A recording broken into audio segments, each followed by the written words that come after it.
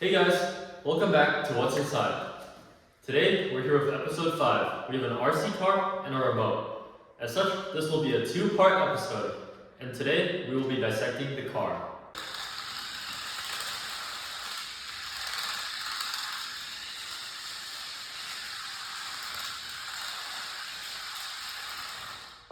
Let's get to disassembly.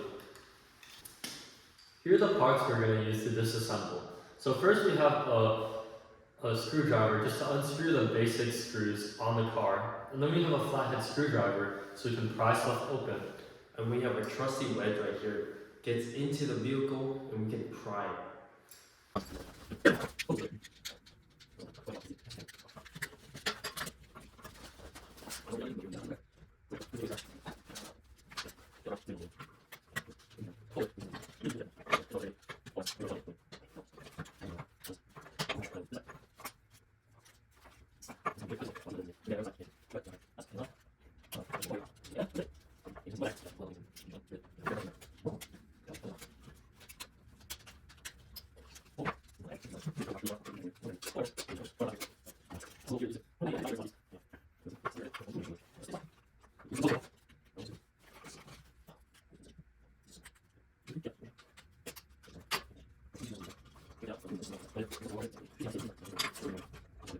Hey guys, we just finished disassembling the car, and wow, we have a lot of pieces.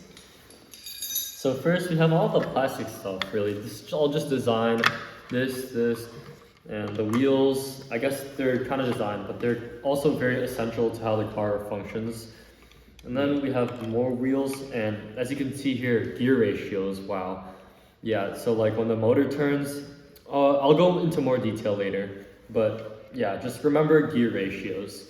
And then we have like a plastic case holding everything together, and then we also have the plastic protecting the insides of the car. And then we also have all the wiring. Like you see this is really cool. The battery pack, all the wires, the PCB, the motors, all of it is all attached to the framework of this car. And like the main thing really is just the PCB and all the external components it connects to. We'll go into more detail about that in the next part. On to the parts analysis.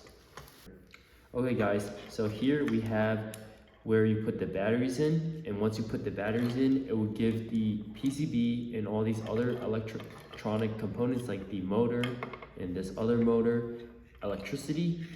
And then we have the motors. One motor is for steering and the other motor is for powering the car forward, which all of this takes energy from the battery and gets the information from the PCB.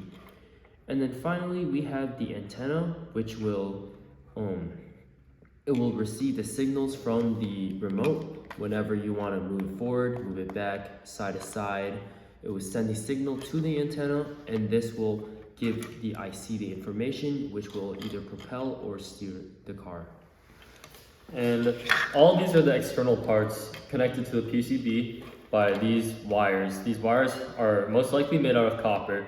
And if you look really closely here, you can see that these wires are soldered onto like the battery pack, soldered onto the motors.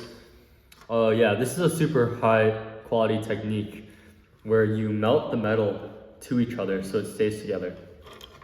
And then as for the PCB, you can see all the common components.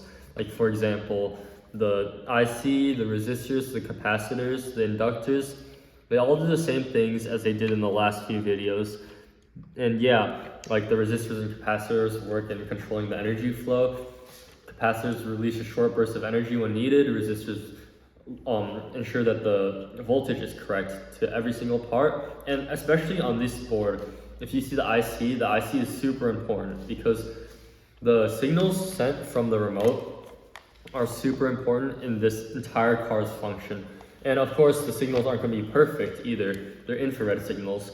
So you do need an inductor to smooth out all of the signals and all the electricity to make sure it's all smoothed out and ready to do what it's supposed to do.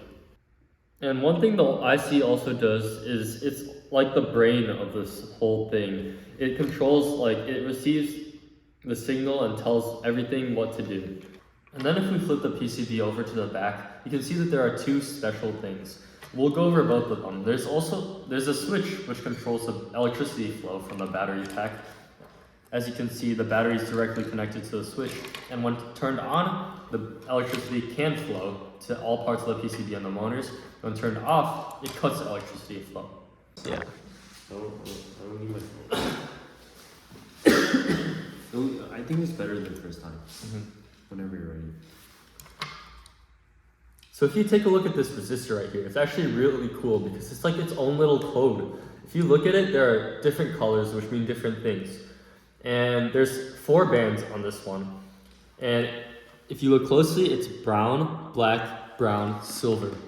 What these 4 bands means are the first 2 indicate the resistance value, the third one indicate the multiplier, and the fourth one indicates the tolerance. And so if brown is a resistance value of 1, black is a resistance value of 0, and brown indicates a multiplier of 10, and silver indicates a tolerance of 10%.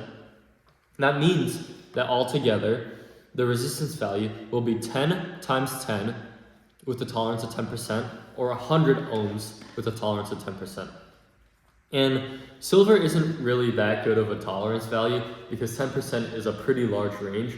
But I guess for an RC car like this, where precision is not that important, it means it's alright to have.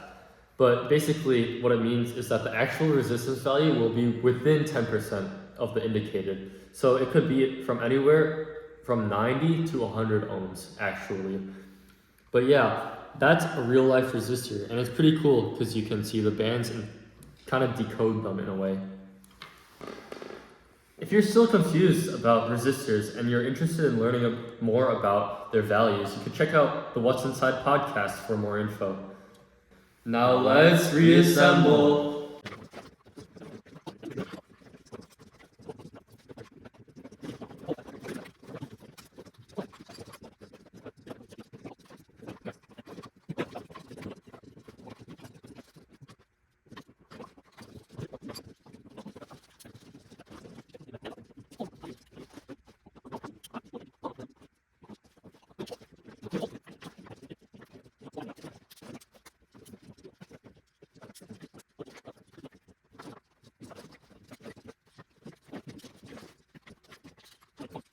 This one took a long time to reassemble, but as you can see, it now works.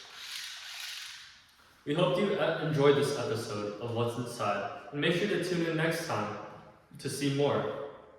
As always, make sure stay curious, and that's what's inside.